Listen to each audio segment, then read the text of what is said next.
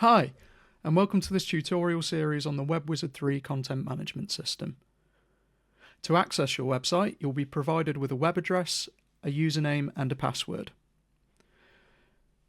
From the login screen, you have the option to reset your password if you've forgotten it. To do this, simply click the Forgotten Password link, enter the email address associated with your account, and it will email you a password reset link. If you already know your credentials, simply enter them here and click Login.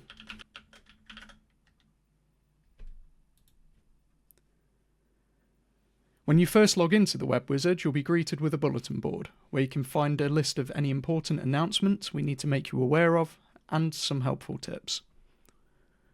Clicking your name in the top left-hand corner will take you to the account management screen. From here, you can update your account details, reset your password, and enable two-factor authentication if you wish.